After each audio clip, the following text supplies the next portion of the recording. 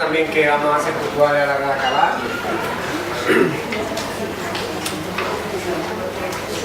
Vamos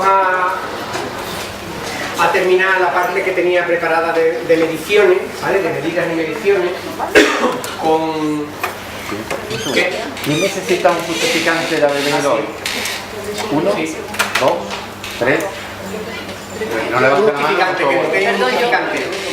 1, 2, 3, 4, 5, 6. ¿Vale? Vamos a completar, por lo tanto, el tema de mediciones, sobre todo con algunas mediciones que usaréis mucho y que leeréis mucho también en artículos científicos y que tenemos que tener muy claros los conceptos, ¿no? Fijaros, estas seguro que os suenan a todos, ¿vale? Seguro que os suenan a todos. Dentro de las medidas de frecuencia, cuando queremos saber el número de acontecimientos, del número de personas que tienen un determinado evento o una determinada característica en un estudio, hablamos de medidas de frecuencia, ¿vale? Y habitualmente siempre utilizamos medidas de frecuencia relativas. Es muy raro que utilicemos medidas de frecuencia absolutas, ¿no? De nada sirve decir en un estudio hay 50 enfermos que tienen no sé qué, si no lo relacionas con el total, pues no tiene mucho sentido. Utilizamos siempre medidas relativas. Y hay tres medidas relativas muy importantes y que solemos confundir mucho, ¿vale? Que son las llamadas tasas, o razones, mejor, prevalencia e incidencia. Y luego vamos a hablar de las medidas de fuerza, las medidas de fuerza de la asociación, que son el riesgo relativo y la ahorrática, ¿vale? Y luego hay un tercer tipo de medidas que se llaman de impacto, ¿vale? Que seguro que también las conocéis. La fracción atribuible, la revisión absoluta del riesgo, muy utilizada en los ensayos clínicos, y la reducción relativa y el NNT, el famoso número de pacientes que es necesario tratar, una medida que se calcula con las otras dos anteriores. Entonces vamos a, simplemente en esta parte quiero que veamos prevalencia e incidencia, ¿vale? Porque son dos medidas fundamentales que habitualmente confundimos.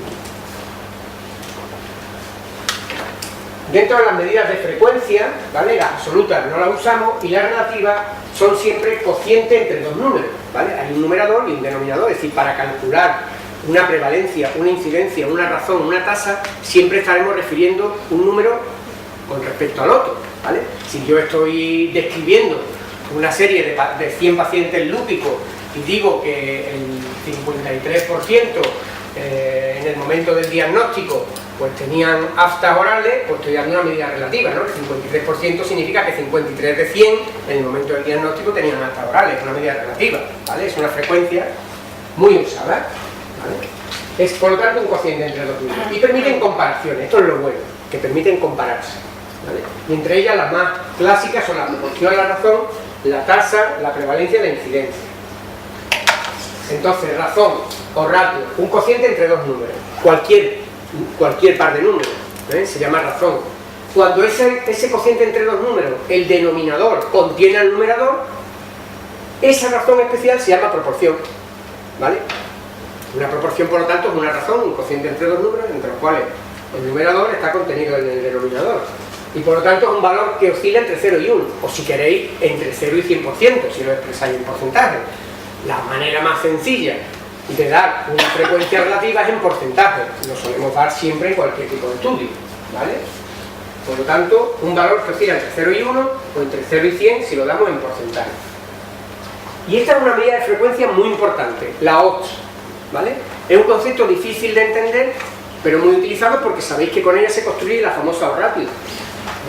¿Qué es una odds? Fijaros bien, una odds es una razón, por lo tanto es un cociente entre dos números, ¿vale?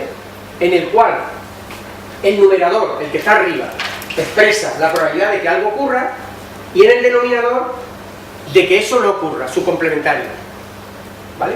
Es por lo tanto un cociente entre dos números en el cual en el numerador es la probabilidad de que algo suceda y en el denominador la probabilidad de que no suceda, su complementario. Esa es una medida muy utilizada en Inglaterra y es una medida que se utiliza en las apuestas de carrera de caballo.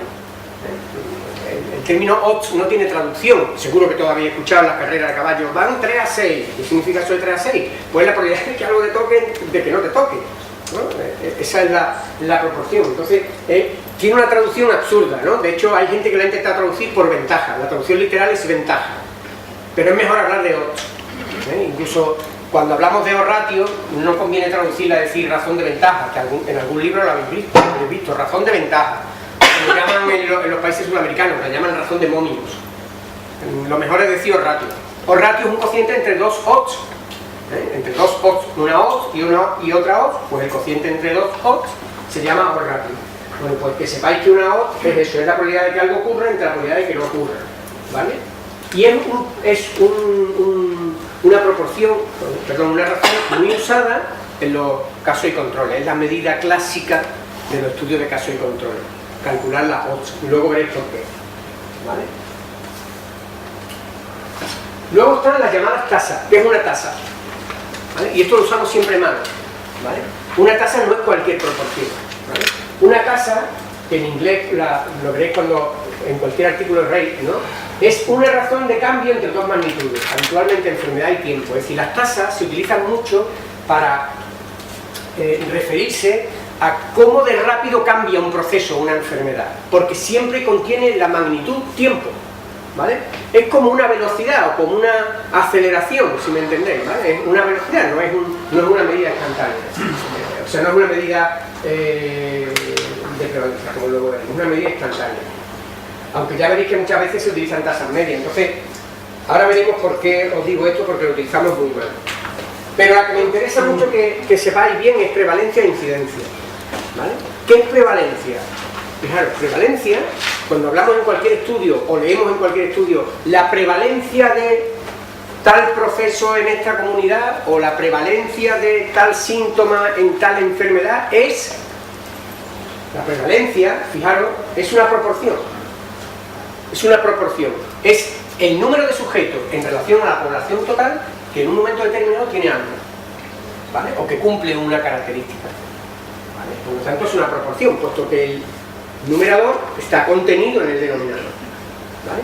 Si yo digo la prevalencia de lupus en Huelva es del 0,62% de la población, ¿qué estoy queriendo decir?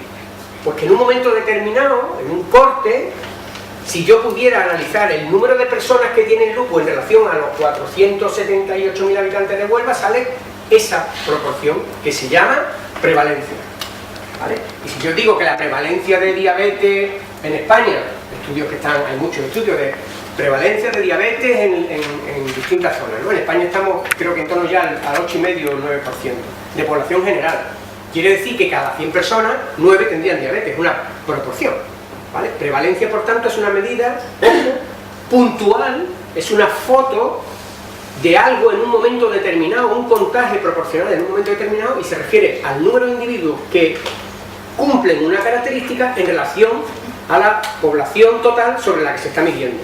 Por lo tanto, las prevalencias siempre son valores que oscilan entre 0 y 1, o entre 0 y 100%, ¿vale? No puede haber otros valores de prevalencia, ¿de acuerdo? Por lo tanto, siempre que le hay una prevalencia tiene un valor 0,80 o expresado en tantos por ciento, 82%, 18%, ¿de acuerdo? Y acordaros de que es una medida estática, ¿vale? Es una medida que se toma en un momento determinado. Frente a la incidencia. La incidencia es una medida dinámica, es una medida de cambio, ¿vale? La prevalencia es una medida estática, es como si fuera una foto, ¿eh? Acordaros de este símil, que es muy fácil. La prevalencia está hecha con una foto, mientras que la incidencia está hecha con una cámara de vídeo. Estamos viendo qué ocurre en el tiempo. La prevalencia no, la prevalencia estamos viendo qué ocurre en un momento determinado, ¿vale? Por lo tanto, es una medida estática, es una foto fija. Y tiene un gran interés sobre todo en la planificación, ¿no? En la planificación sanitaria tiene mucho interés la prevalencia. Conocer la prevalencia de las enfermedades para el planificador sanitario es muy importante, lógicamente, puesto que tiene sentido calcular el número de personas afectadas de determinadas cosas en el momento. Y su estimación se obtiene en estudios transversales.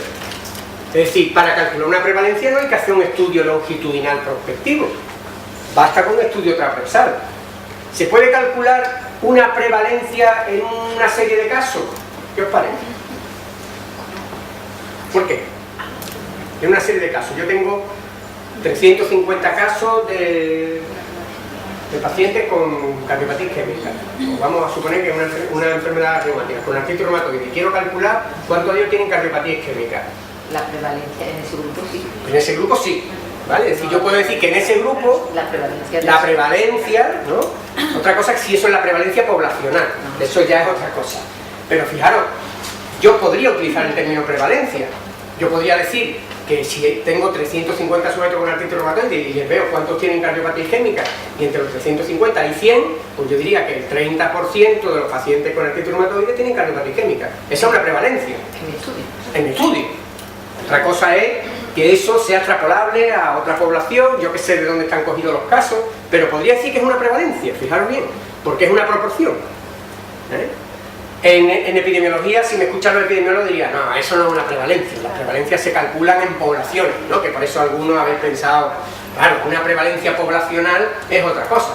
Por ejemplo, si yo digo que quiero calcular cuál es la prevalencia de una enfermedad autoinmune, por ejemplo, tiroiditis autoinmune, en la población de Huelva, para hacer ese estudio de prevalencia, ¿qué tendría que hacer?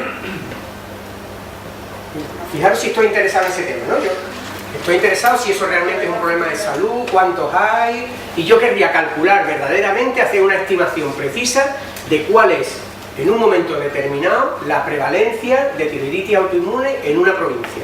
¿Cómo lo haría?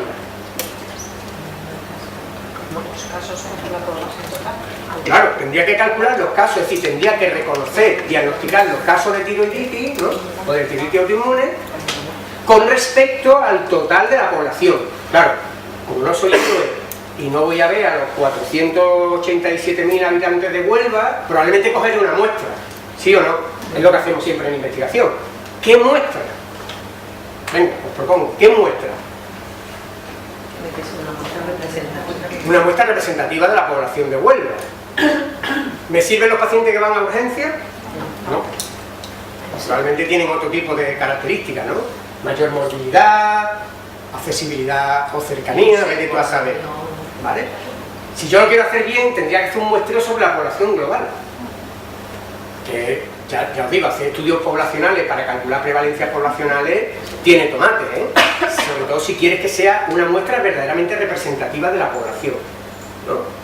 Y en esa, a toda la muestra que cojas le tendrías que hacer marcadores de la tiroiditis autoinmune, ¿de acuerdo? Y calcularías al final, ¿qué? Una prevalencia, ¿vale? Dependiendo del tamaño muestral que tengáis, vuestra precisión será mayor o menor, ¿vale?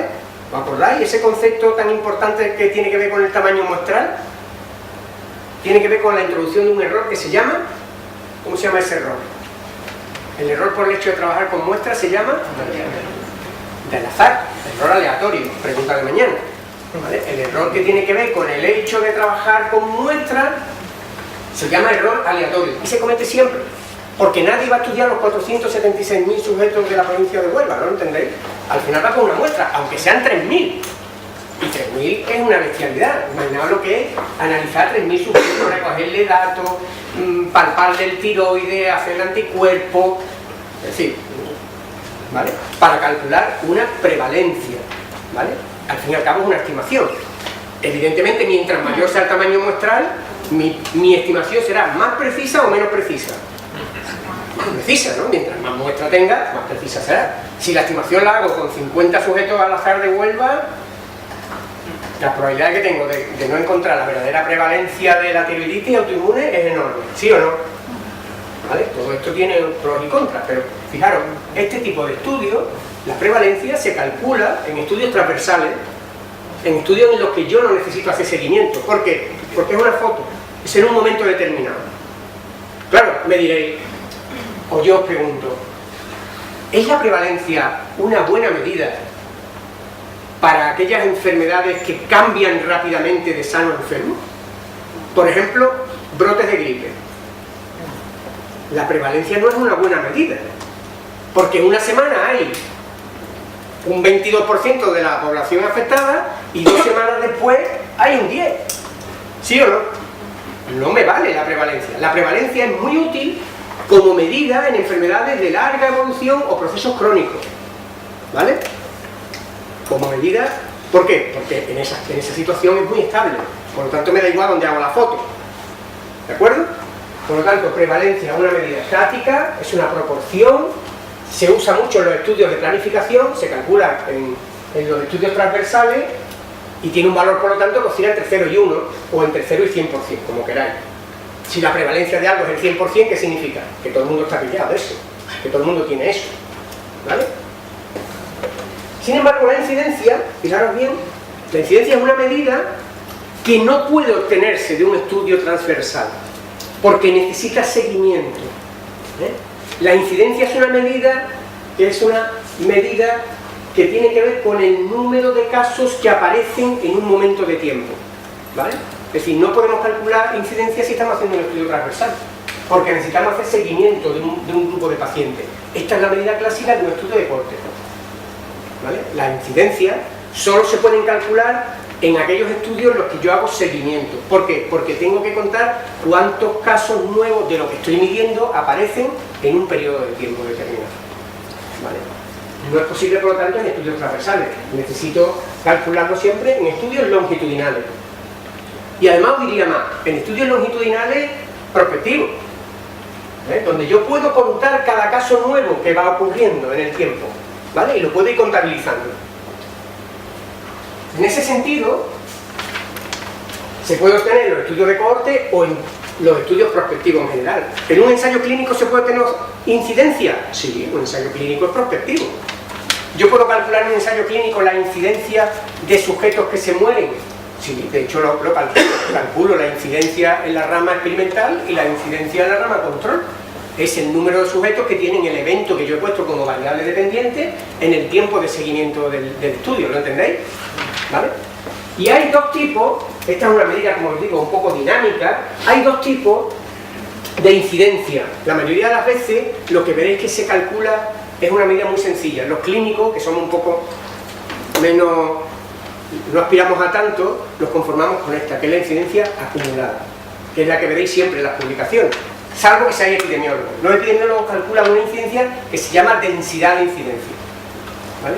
Pero los clínicos en general calculamos la incidencia acumulada, que es, fijaros bien, esta sí es una proporción, porque es la proporción de casos nuevos de una enfermedad en relación a la población expuesta o a riesgo, ¿vale? Es el número de casos nuevos que se producen en una población que está a riesgo de tener eso. Eso se llama incidencia acumulada, en un periodo de tiempo, porque siempre la palabra incidencia tiene que llevar un tiempo, ¿vale? En un tiempo determinado. Normalmente calculamos incidencia al año o incidencia acumulada al mes, depende si la enfermedad es muy rápida o el evento que estoy esperando es muy rápido, ¿no? Es el número de casos nuevos en un periodo de tiempo, fijaros bien, en relación a la población a riesgo al inicio del periodo.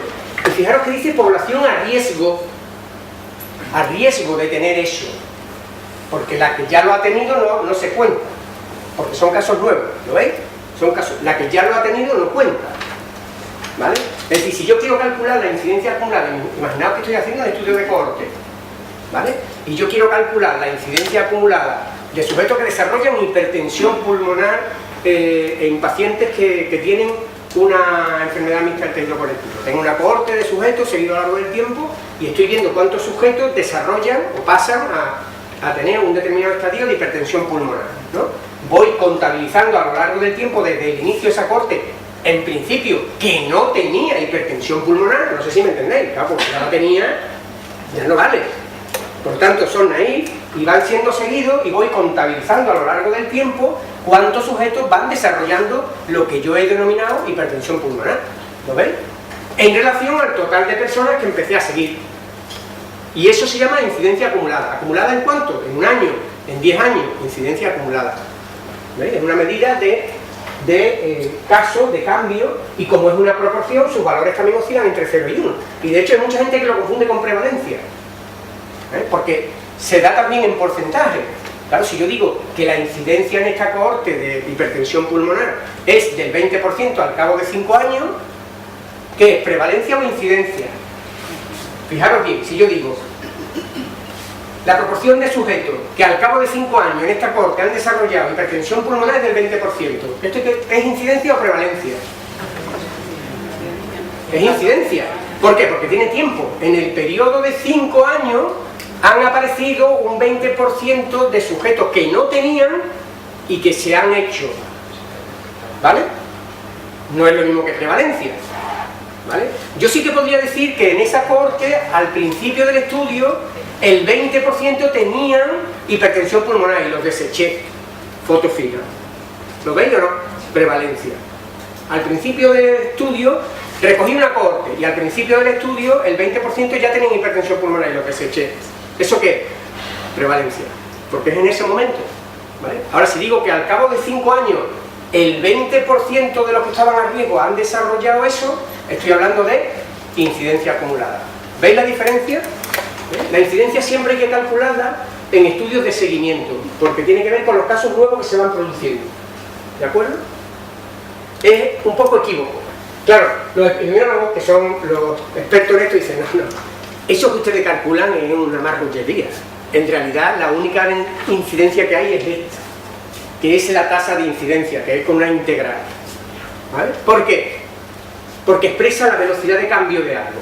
¿Cuántos sujetos pasan de estar sanos a enfermos puntualmente? ¿Os acordáis lo que eran las derivadas? Decíamos, en el límite, ¿vale? Es un concepto abstracto, ¿no? Es la velocidad con que algo está cambiando, puntualmente medida, ¿vale? Y se calcula de esta manera, fijaros, número de casos nuevos, igual que antes, número de casos nuevos durante el periodo de análisis en relación al número de personas seguidas por el tiempo que cada una se ha seguido. Es decir, ¿por qué ocurre esto? Porque cada persona puede ser seguida durante un periodo distinto, estar a riesgo durante un periodo distinto. Fijaros bien, si una persona de esa cohorte de 300 sujetos seguidos durante 10 años ha desarrollado hipertensión pulmonar en el primer año, ¿vale? A partir del primer año ya no está a riesgo. Esa persona solo ha dado un año de seguimiento a riesgo, ¿lo entendéis? Mientras que el que ha desarrollado hipertensión pulmonar en el año 4 ha estado 4 años a riesgo, ¿lo entendéis? Cada persona ha estado un periodo distinto hasta el momento que ha desarrollado la enfermedad. Entonces los puristas dicen, no, para calcularlo de verdad, en el denominador no es el total de personas a riesgo, sino el total de unidades de tiempo a riesgo, que es un sumatorio de lo que cada persona ha estado a riesgo, porque yo quiero expresar la velocidad de cambio. Por lo tanto, es una medición adimensional, no tiene dimensión, o si queréis tiene una dimensión imposible de leer, que es tiempo elevado a -1. De hecho, veréis que a veces en alguna publicación, sobre todo epidemiológica, alguien ha calculado una densidad de incidencia de alguna enfermedad de las que todos conocemos, con un número extraño que dice la densidad de incidencia en esta población de tal enfermedad es de 18 por 10.000 habitantes año a la -1. Un número extraño, difícil de interpretar para nosotros, que tenemos una mente más normal, ¿no? Esto es de mente de epidemiólogo, ¿vale? Pero esto de verdad es la tasa de incidencia, ¿eh? La tasa de incidencia se calcula así. Bien, todo depende de lo interesados que estéis de dar ese dato de velocidad de cambio. Hombre, si estamos hablando de una enfermedad que cambia rápidamente, ¿no? Que aparecen los brotes epidemiológicos, muy importante calcular los brotes epidemiológicos, los brotes de enfermedades infecciosas, por ejemplo, la tasa de incidencia, más que la incidencia acumulada. Yo quiero saber cómo está cambiando en cada momento, ¿vale? Pero simplemente esto para que os quedáis. Por supuesto, ni que decir tiene, la densidad de incidencia solo se puede calcular en estudios de seguimiento. Si no hay seguimiento es imposible calcular la densidad de incidencia, solo se puede calcular en estudios de cohorte y en ensayos clínicos, ¿vale? ¿Os habéis quedado con esto? Pero la que más veréis en todos lados es la incidencia acumulada, ¿vale? Y ahora con breves palabras sobre esto y nos metemos con los diseños. Fijaros bien, las medidas de asociación. Claro, estas medidas que hemos visto antes son medidas típicas que las vais a poder calcular en cualquier estudio descriptivo. Si vuestro estudio es un estudio descriptivo, podéis calcular frecuencia relativa, ¿no? Podéis calcular prevalencia, aunque los epidemiólogos nos digan que sí, pero podéis calcular la prevalencia en vuestra muestra. Podéis calcular incidencia. Bueno, si hacéis un seguimiento de una cohorte se puede calcular incidencia, ¿vale? Son medidas típicas de los estudios descriptivos de cualquier estudio. Ahora bien, en aquellos estudios analíticos, en aquellos estudios explicativos, donde buscáis asociaciones entre variables, ¿vale? Ya sean observacionales o experimentales, como veremos ahora, mucho más interesante que calcular estas medidas de incidencia, prevalencia, frecuencia relativa, tasas, es calcular las medidas que ligan una variable con otra, la fuerza de la asociación. Porque lo que a lo mejor yo ya estoy interesado en un estudio de tipo analítico es saber si la presencia de determinados anticuerpos a títulos por encima de no sé qué está relacionado con peor pronóstico de una enfermedad, ¿no? Ya estoy intentando relacionar dos variables. Y entonces lo que me interesa calcular es una medida de asociación, ¿vale? Y las medidas de asociación clásicas son estas: el riesgo relativo, la odds ratio y la razón de prevalencia, pero sobre todo estas dos, el riesgo relativo y la odds ratio, ¿vale? Son cocientes de riesgos o cocientes de odds, ¿vale? Que se utilizan en los estudios analíticos o experimentales. Por supuesto, un estudio descriptivo no debería tener ninguna odds ratio, ¿vale? Porque la odds ratio se calcula cuando tú intentas asociar dos variables, cuando tú intentas ver cuál es la ligación entre dos variables. Por supuesto, estoy hablando de asociación entre variables categóricas, ¿eh? La odds ratio y el riesgo relativo son medidas de asociación cuando yo tengo que relacionar dos variables categóricas. Por ejemplo, nivel alto de anticuerpo, nivel bajo, se muere, no se muere. Yo puedo calcular una medida de asociación entre la supervivencia expresada como sobrevive o no sobrevive y títulos altos o títulos normales. Una tabla 2×2. Toda medida del riesgo relativo o no ratio se calcula con una tabla 2×2, que es el origen, perdón, que es el resultado de dos variables dicotómicas. ¿Vale? Si yo quisiera encontrar la fuerza de asociación entre dos variables continuas, por ejemplo, imaginaos que la variable es la asociación que estoy buscando, ¿existe asociación entre la cuantificación de anticuerpos, de esos anticuerpos, el nivel de esos anticuerpos y el número de meses de vida? Dos variables cuantitativas, ¿lo veis o no? Una variable que es nivel de anticuerpo medido en X, en mililitros, y otro es el tiempo de supervivencia medido en meses, ¿vale? Imaginaos que quiero evaluar eso. Ya ahí no son dos variables categóricas, son dos variables que continúan, ¿no? Numéricas. ¿Cómo evaluaríamos la asociación entre dos variables numéricas? ¿Os acordáis? ¿Cómo lo haríamos? ¿Os acordáis de las matemáticas, no? ¿Cómo expresamos la relación entre dos variables numéricas? ¿Cómo lo hacemos en el plano? ¿Eh? Una recta, ¿no? Intentamos buscar una recta, una relación entre ellas, ¿no? Hacemos un plano cartesiano, ¿acordáis? Un eje es una variable y el otro eje es la otra variable, ¿os acordáis de eso, no? Y calculamos lo que se llama una nube de puntos. Cada sujeto tiene dos valores. Cada sujeto de la muestra va a dar dos valores. Un valor para la variable 1 y otro valor para la variable 2, que son valores numéricos. El punto de la intersección es un punto. Si yo expreso en un plano cartesiano todos los puntos, me da una nube de puntos, ¿sí o no? Y si hay alguna relación, encontraré que los puntos se agrupan de alguna manera. Eusebio ha propuesto una línea recta, pero podría ser otro tipo de relación, ¿no? A veces las cosas no se relacionan por una línea recta, se pueden relacionar por una hipérbole o por una expresión sigmoidea, ¿no?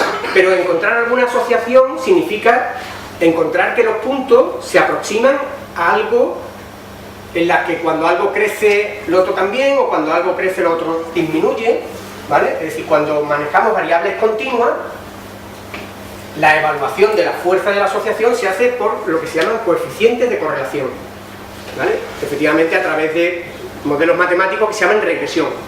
Los estudios de regresión evalúan la fuerza de la asociación cuando las variables que yo estoy intentando ver si están asociadas son variables continuas, ¿vale? Cuando las variables son categóricas, lo cual es muy frecuente en ciencia de la salud, muy frecuente, aunque os parezca una barbaridad, al final es muy sencillo decir tiene trombosis, no la tiene, se muere, no se muere, ¿vale? Esas son variables categóricas, sí, no, y siempre que intentan buscarse la asociación entre ellas, se hace a través de una tabla 2×2 y se calculan estos índices, el riesgo relativo o la odds ratio, ¿vale? Y además se deben calcular estos índices, porque nos hemos equivocado durante muchos años pensando que lo único importante es calcular si se mide realmente cómo de fuerte es la asociación entre dos variables categóricas, es el riesgo relativo a la ratio. Cuanto mayor sea ese valor, más fuertemente están asociadas. ¿Vale? Bien. Acordaros, el riesgo relativo es un valor, ahora lo vamos a ver, que oscila entre 0 e infinito, porque es un cociente de dos riesgos. Acordaros que el riesgo que tiene un grupo va de 0 a 1, ¿sí o no? El riesgo 1 es que todo el mundo casca, ¿no? O si es muerte, tener riesgo 1 tener un factor que tiene riesgo 1 significa que el 100% va a tener el evento, ¿vale? Luego, los riesgos son valores que van entre 0 y 1. El cociente entre dos riesgos, el riesgo en los expuestos y el riesgo en los no expuestos, es un valor que oscila entre 0 e infinito. Cuando el riesgo relativo sale 1, ¿os acordáis? ¿Qué significa? Un riesgo relativo de 1. Porque el riesgo de los que están expuestos es igual del riesgo de los que no están expuestos. Cuando los riesgos relativos o la ratio sale 1, significa que las variables no están asociadas. Porque da igual, ese factor no se comporta de riesgo. Cuando el riesgo relativo a los ratios dan mayores de 1, significa que los sujetos que están expuestos en el numerador tienen más riesgo que los que no están expuestos, con lo cual el factor se comporta de riesgo. Y cuando el riesgo relativo es menor de 1, es protector. Significa que los sujetos que tienen ese factor tienen menos riesgo que los que no están expuestos. ¿Vale?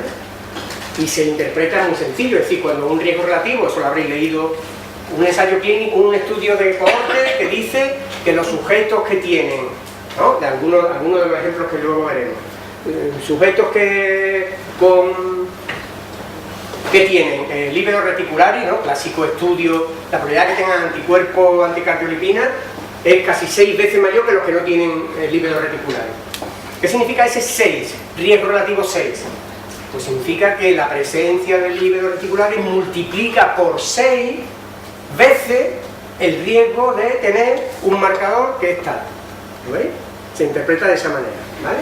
Ahora cuando veamos los estudios veremos que siempre que vamos a hacer un estudio de cohorte, un estudio de caso de control, un ensayo clínico, siempre hay que calcular una medida de estas, ¿vale? No solo la P, sino que tenemos que calcular las medidas de asociación, porque cuanto más grandes sean esos valores, nos están diciendo que más fuerte es la asociación que hay entre las variables. Por lo tanto estamos encontrando algo probablemente más potente, más interesante.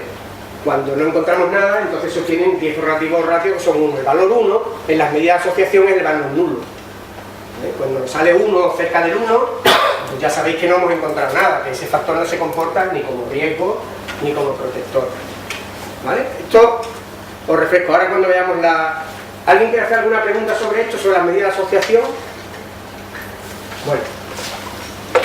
Vamos a ver entonces, si queréis, paro un momento por si...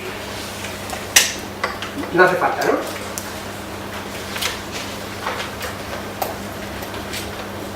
A ver.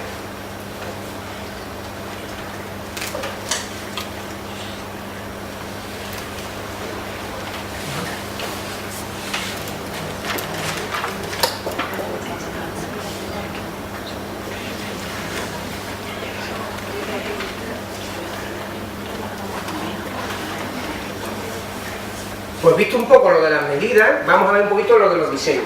Vamos a recordar ahora eso de los diseños, qué tipo de diseño, qué diseño podemos elegir, cuando leemos un artículo, qué es eso de un estudio transversal, un estudio cruzado.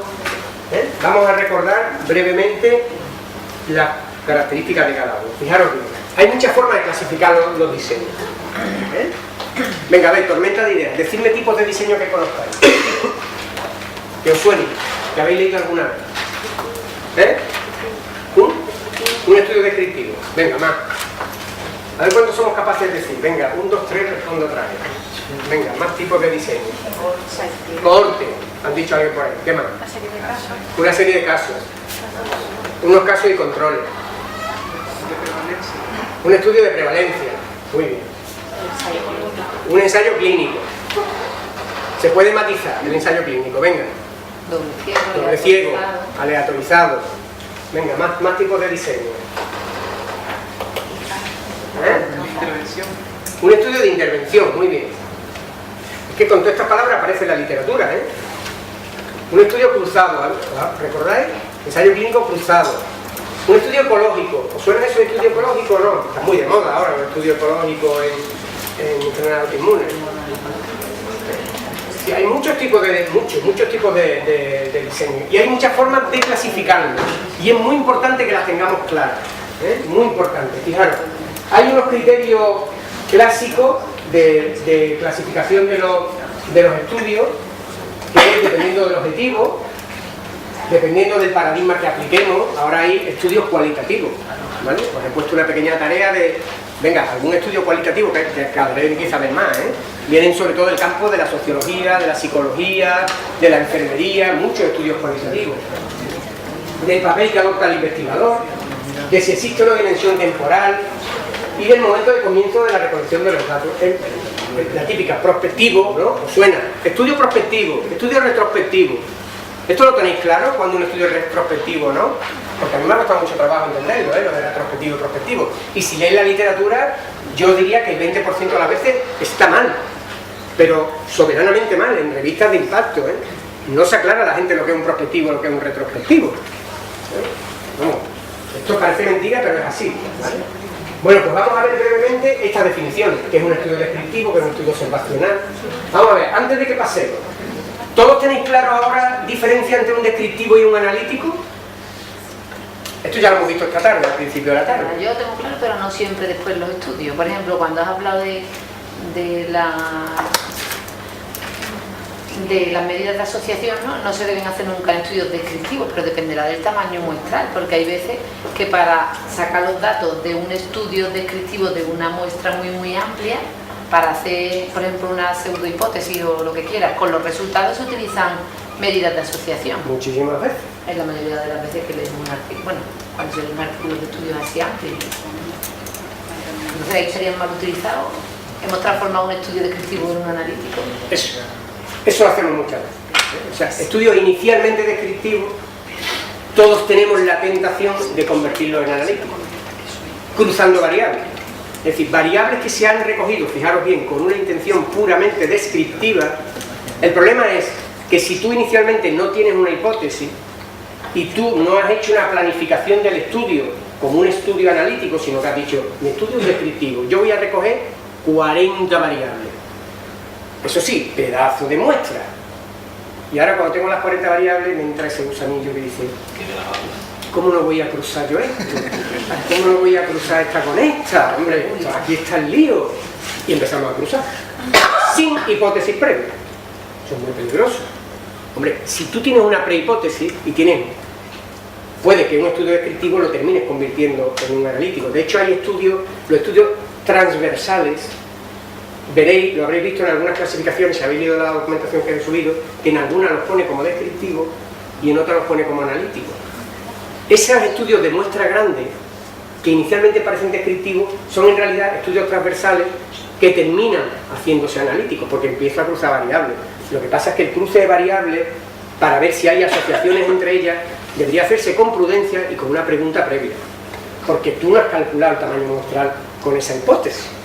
Entonces puede que encuentres algo, pero acordaros de que la P significativa es la probabilidad de que un resultado como eso se deba al azar, pero no es seguro, ¿vale? Siempre estamos cometiendo errores. Si tú haces muchos cruces de variables, cada vez que asumimos, fijaros bien, que algo es estadísticamente significativo, ¿vale? Nos sale, en el contraste de hipótesis nos sale una P asociada al chi cuadrado o a la nova que hemos calculado entre dos variables, ¿no? Esto es muy típico en los estudios descriptivos.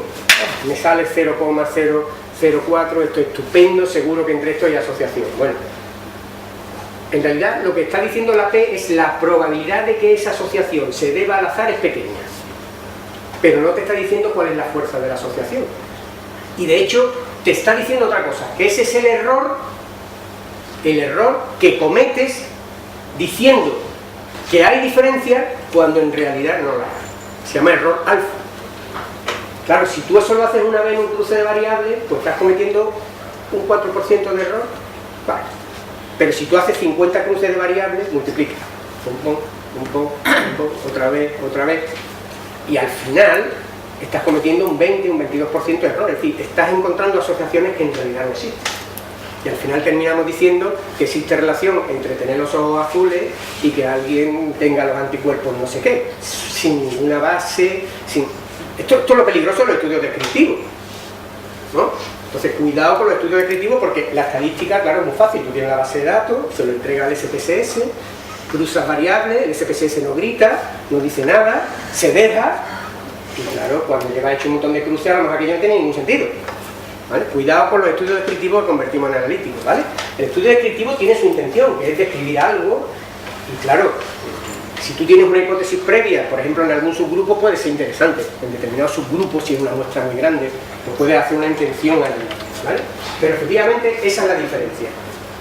Un estudio descriptivo, en principio, quiere describir en base a qué pasa, quién tiene, en dónde, cuándo, con qué perfiles, con qué subgrupos, y un estudio analítico tiene una intención de buscar explicaciones de los acontecimientos. ¿Por qué esto está más alto en este subgrupo? ¿Por qué esto se asocia con lo otro? ¿Por qué la presencia de este marcador lleva a no sé qué? Estudios analíticos, ¿vale? Por lo tanto, descriptivo y analítico lo debemos de tener claro, ¿no? ¿Vale? Los estudios...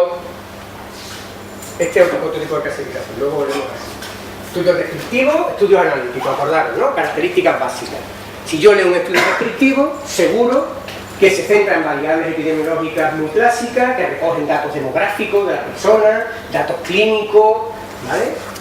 Y pueden ser, por ejemplo, series de casos, estudios de prevalencia, los registros de morbilidad, ¿no? Son estudios descriptivos, ¿vale? Utilizan siempre una estadística básica. Es decir, un estudio descriptivo debe de estar lleno de tablas, debe de estar lleno de gráficos, ¿vale? Pero no debe estar lleno de ratios ni de riesgos relativos, ¿no? ¿Vale? ¿De acuerdo? ¿Puede contener una incidencia un estudio descriptivo? Si es un estudio descriptivo de seguimiento, imagínate que has seguido una cohorte 30 años. ¿Puedes calcular una incidencia? Sí. Sí. Tú puedes tener un estudio de seguimiento descriptivo, puramente descriptivo, ¿vale? Por lo tanto, calculas prevalencias, incidencias, pero no calculas medidas de asociación. Y la estadística es descriptiva siempre, ¿vale? Los estudios analíticos intentan buscar asociaciones, ¿vale? Intentan buscar explicaciones de los hechos, ¿vale? Y emplean habitualmente una estadística de correlaciones, de buscar asociaciones. Esa es la de las P, la estadística de los ratios, de los coeficientes de correlación, ¿vale? De la estadística multivariante, de los ajustes. ¿Por qué? Porque este tipo de estudios, acordaros que siempre tienen al menos una variable independiente y una dependiente, y la confusión juega un papel importante, con lo cual este tipo de estudios es muy frecuente que utilicen estadística multivariante para ajustar la confusión, los estudios analíticos, ¿vale? Incurren en muchos errores sistemáticos, aleatorios y sobre todo de confusión. Por ejemplo, típicos estudios analíticos, un estudio de cohorte, un estudio de casos y controles, un ensayo clínico, un estudio analítico, claro que sí.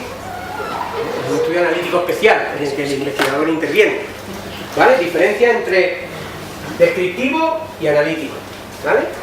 Otra clasificación, quali, quanti, ¿vale? Cuando nos presentéis vuestro proyecto de investigación, lo primero que os vamos a preguntar es ¿quali o quanti?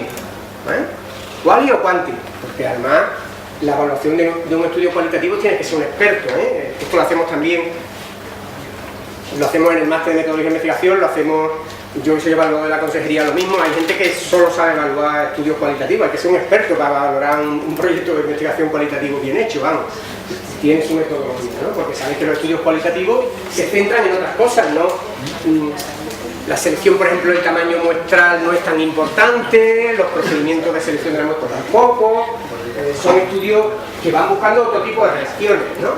¿Vale? Por lo tanto, estudios cualitativos, estudios cuantitativos. Otra clasificación, muy importante, observacionales, un gran bloque de estudios que llamamos observacionales y otros que llamamos experimentales o de intervención. Intervención y experimento es lo mismo, ¿vale? El experimento es cuando hay una manipulación o intervención de la variable criterio, de la variable independiente. ¿vale? Por lo tanto, fijaros, diferencia entre los dos. Todos los estudios observacionales son aquellos en que el investigador adopta un papel puramente pasivo, no interviene para nada, se dedica a recoger datos, a pasar encuestas, a recopilar datos, mirarles las historias, pero no interviene, no expone, no planifica un determinado tratamiento, ¿eh? ¿Vale? Por lo tanto, estudios observacionales, el investigador adopta un papel de espectador. Es sensible a muchos errores y efectos mezclados, como la confusión, y tiene menos validez. Todos los estudios observacionales, pues, todos, desde los descriptivos más sencillos hasta los analíticos no intervencionistas. Un estudio de cohorte, un estudio observacional, sí. Un estudio de caso y control es observacional, por supuesto. ¿Y cuáles son entonces los experimentos? Experimentos son aquellos estudios en los que el investigador manipula la variable independiente. Es el investigador el que decide de antemano quién se expone y quién no se expone a la variable independiente. Los ensayos clínicos saben que se hacen fundamentalmente con medicamentos, con productos sanitarios, con intervenciones sanitarias, es decir, evalúan intervenciones. Pero fijaros bien, la diferencia a veces es sutil, porque esto también caemos muchas veces. Para que sea un verdadero experimento, para que sea un experimento verdadero, tiene que haber exposición planificada al tratamiento. Es decir, un estudio que evalúa el papel de un nuevo fármaco en la práctica cotidiana, tal y como lo ponen sus médicos por las razones que estiman oportunas a una población, no es un experimento, aunque se evalúe una intervención. No sé si me entendéis. Pregunta de mañana, ¿vale? Un estudio en el que se van a recoger 500 sujetos en toda España a los que se le van a poner un nuevo fármaco biológico en el tratamiento de la artritis reumatoide, ¿vale? Un fármaco que se acaba de comercializar, ¿vale? Y los médicos van a poner ese tratamiento a los pacientes en base a las recomendaciones de la ficha técnica, la buena práctica clínica, etcétera, etcétera. Y van a recabar datos de esos pacientes a lo largo de 2 años. Van a hacerle mediciones, le van a someter a determinadas pruebas, lo van a citar cada 2 meses y van a obtener medidas de eficacia, ¿vale? ¿Es un ensayo clínico o no? No, porque no está planificada la intervención, ¿vale? Es un estudio observacional, ¿vale? Será observacional con medicamentos, pero no observacional. Y tiene una consideración completamente diferente, ¿vale? Sin embargo, si fuera un ensayo clínico, ¿qué habría hecho el investigador? Habría seleccionado una muestra, la habría separado en 2 grupos y a unos pacientes se le pondría un tratamiento porque pertenecen al grupo A y otros les correspondería al otro tratamiento porque es el B. Es decir, el hecho de tratar está planificado de antemano y no interviene para nada el criterio del médico, para nada, es el azar, ¿vale? El verdadero ensayo clínico, el verdadero experimento, la planificación de la intervención es al azar. Por lo tanto, son técnicas de asignación aleatoria. Sabéis que además tienen enormes restricciones éticas y legales. Si son con medicamentos tiene que estar aprobado por la Agencia Española del Medicamento, tiene que tener visto bueno en un comité de ética, etcétera, etcétera. Tiene que tener un seguro de responsabilidad civil, porque sabéis que los ensayos clínicos, además, con medicamentos y productos sanitarios, están sometidos a un real decreto que obliga a una serie de pasos indispensables. Un estudio observacional con medicamentos no, ¿vale? Requiere solo la aprobación de un comité de ética y la Agencia Española del Medicamento puede dar visto bueno, pero no es imprescindible, ¿vale? Entonces, fijaros bien que la palabra intervención planificada, manipulación por parte del investigador es lo que caracteriza a un estudio experimental, ¿vale? Si no es observacional. De hecho, veréis muchos estudios observacionales con medicamentos, muchos. De hecho, la mayoría de los estudios que se hacen con medicamentos después de la comercialización suelen ser estudios observacionales, no son ya estudios experimentales. De hecho, a la industria, que es la que hace la mayoría de las veces los ensayos clínicos, ya no le interesa, porque el desembolso que hay que hacer para hacer un ensayo clínico es enorme, enorme. Seleccionar la muestra, criterios de inclusión, reclutamiento de participantes, pago del seguro. Cuando la industria ya ha conseguido colocar el medicamento, habitualmente ya no quiere seguir haciendo más ensayos clínicos. Puede que quiera hacer estudios post-autorización, pero ya no son ensayos clínicos, son estudios observacionales. Que le llaman ensayo fase 4. Ensayo fase 4, bueno, si es un ensayo en fase 4, le llaman. Eso que no después son ensayos. son observacionales. ¿Puede haber ensayos post-autorización? Sí. Cuidado. puede haber ensayos clínicos después de comercializarse un fármaco, que son los llamados ensayos en fase 4, y esos son verdaderos ensayos clínicos. Es decir, tendría que haber aleatorización, asignación a los grupos por el hecho de caer en el grupo A, en el grupo B, como un ensayo clínico. La única diferencia es que el fármaco ya está comercializado, está en la calle. Esa es la única diferencia con un ensayo verdadero. Pero no es a lo que se le llama habitualmente. Claro, se confunden, se confunden. Cuando viene la empresa farmacéutica y te dice, vamos a hacer un ensayo post-comercialización fase 4, lo que está haciendo un observacional para la mayoría de las veces está haciendo un observacional. De todo lo... En esto hay a veces, aparte de la confusión, hay algunos intereses, ¿no? Es decir, claro, muchos de estos ensayos, estudios, son lo que se llaman estudios siembra, porque inmediatamente después que se comercializa un fármaco, a la industria le interesa incluir registros, decir a los médicos que pongan el tratamiento, incluir pacientes en un registro es una forma de inducir la prescripción, ¿no? Pero fijaros, ya es observacional, porque le están diciendo al médico que él lo ponga o no lo ponga en base a su criterio, ya no es porque ha caído en el grupo A o ha caído en el grupo B. ¿Lo veis o no? Esa es la diferencia fundamental, ¿vale? Experimento, por lo tanto, hay intervención planificada y hay dos subgrupos, ¿vale? Si hay asignación al azar a los grupos, es decir, si el mecanismo de conformación de los grupos es por el azar, por un mecanismo de asignación randomizada, estamos ante un ensayo clínico, un experimento verdadero. Si el mecanismo de asignación a los grupos no es por el azar, se llama cuasi experimento, ¿vale? Y ahora ya hay cada vez más muchos cuasi experimentos que se aprovechan pues de una situación geográfica o de que determinados pacientes pertenezcan a un grupo o vivan en una ciudad o a un centro de salud, ¿vale? Yo, por ejemplo, en esta convocatoria he presentado un proyecto con la gente de FAISEN, que es la Fundación Andaluza para la Integración del Enfermo Mental, en la que sabéis que hay una altísima prevalencia de factores de riesgo cardiovascular en los pacientes con esquizofrenia, muy alta, por encima del 50%, y síndrome metabólico por encima del 60%. Y vamos a hacer una intervención con ejercicio programado. Como ellos viven en unas casas, viven en unos pisos, entonces se les puede dar todos los días una sesión de ejercicio con unas características y una recomendación. Entonces, vamos a hacer un estudio cuasi experimental porque no se va a aleatorizar, sino que en unas casas vamos a intervenir y en otras casas no, ¿vale? En unas casas de FAISEN se va a intervenir y en otras no. Claro, ¿qué debilidad le veis frente a la aleatorización verdadera? En una casa comen una comida diferente. Claro, puede haber otros factores, puede haber, y sobre todo el gran problema de la no aleatorización es la exacta comparabilidad de los dos grupos. Fijaros, ¿es un experimento? Sí, porque vamos a hacerle una intervención que consiste en que a unos sujetos se le van a dar una serie de 30 minutos de ejercicio 4 días a la semana, planificado con un monitor, y a otros no, a otros le van a dar unas recomendaciones generales dietéticas, ¿vale? Por lo tanto es planificado, pero no es un ensayo clínico porque no hay asignación al azar, sino que los que viven en la casa 1, 7, 18, 23, 25 lo van a hacer y los otros no, ¿vale? No es exactamente al azar.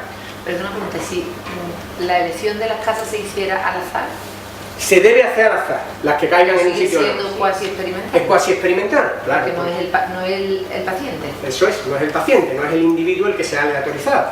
Claro, eso al final, la debilidad que puede tener es que los dos grupos no sean exactamente comparables. Hombre, en este caso, por ejemplo, que nosotros hemos calculado que haya siempre una casa de cada provincia, una casa de cada barrio, son 50 casas en Andalucía, ¿no? ¿Para qué? Para que sean lo más homogéneas posible. A veces cometemos errores de bulto en un cuasi experimento, imaginaos. Cuasi experimento en el que voy a evaluar una nueva medida de control, de autocontrol de la glucemia, y voy a hacerlo en 2 centros de salud. Uno, un centro periférico marginal de una zona pobre, tal igual, y otro del centro de la ciudad, en la zona rica. Y yo, es que no son comparables las dos cohortes, las dos poblaciones, ¿lo entendéis o no? No elijas así, elige 2 centros de salud que estén muy próximos, en la misma zona geográfica, ¿vale o no?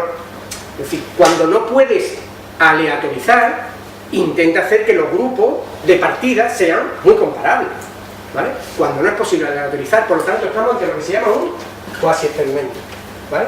Dentro del cuasi experimento encontraréis que se ha metido un cajón desastre con decenas de diseños distintos,